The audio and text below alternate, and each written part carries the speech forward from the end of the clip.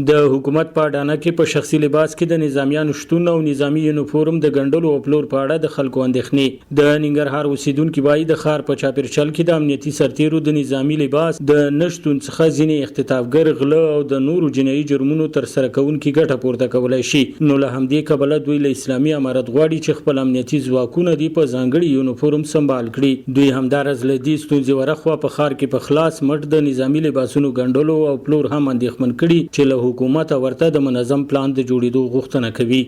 فلحال په ننګرهار کې په چک پوینټونو کې او داسې نورو ځایونو کې دوی داسې ولاړ لکه عادي کسان. دوی ته مې خاصه توصیه ده چې دغه یونیفورم دلته هم رواج کړي. خلک دا ډار لري چې دا غل دی، اختطافګر دی، چېرته شخصي دښمنۍ والا دی.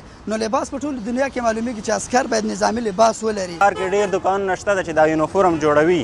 پوه شوې، دا یونیفورم جوړوي هر څوک کولی شي چې واخلي. باید د دې څارنه وشي، وخت په وخت باندې مخنیوی وشي، هغه وشي. دلته دا کوم مسؤلین چې دی هغه چې دی نږدې نه څارنه.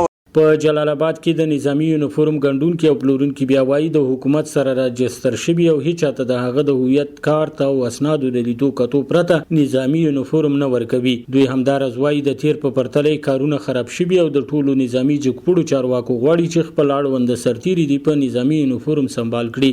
دغه لس میاشتې کېږي چې ما یو ټک کار هم نه ده کړی. دا بعضې مجاهدین ورونه راځي یا یو دانه کمربند واخلي یا مثلا یو دانه خولۍ واخلي یا یو جوړه دریشي جوړ کړي.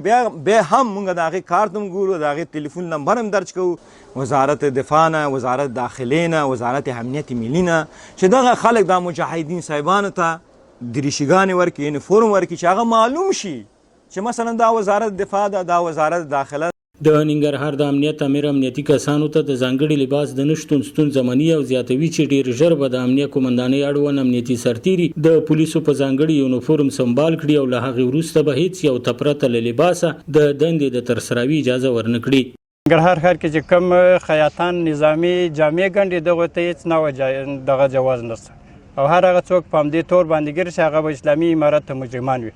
په ننګرهار ښار کې هر هغه کړنه چې د ولس لپاره ځورونکې وي، د ولس لپاره د تشویش اچولی وي، هغو لپاره جواز نه.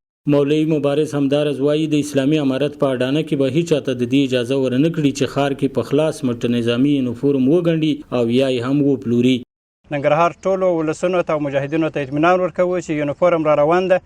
بیا به د یونیفورم پر رسېدو سره د هغو په توزیع او په تقسیم سره به بیا د ننګرهار امنیتي مجاهدین حتما او لازما دی په یونیفورم کوي. هیڅ د چک پاین مجاهدین او د غزمو مجاهدین د امنیت قومندانۍ مربوط مجاهدین بیا نشي کولی چې دوی په شخصي لباس کې په ښار کې غزمي او چک پاینونه وکړي. د یادونې وړ ده چې په هیواد کې د اسلامي امارت له حاکمیته چې شاوخوا 11 میاشتې تیریږي، نه یوازې په ننګرهار بلکې په ختیځو نورو ولایتونو کې لا هم امنیتي سرتیري کوم ځانګړی لباس نه لري. خو ولې هیره دې نه وي چې یو شمېر سرتیري لیدل کېږي چې د پخواني نظام د نظامیانو یونیفورم یې پر تن وي. سباون ساحل، وحدت نیوز، ننګرهار.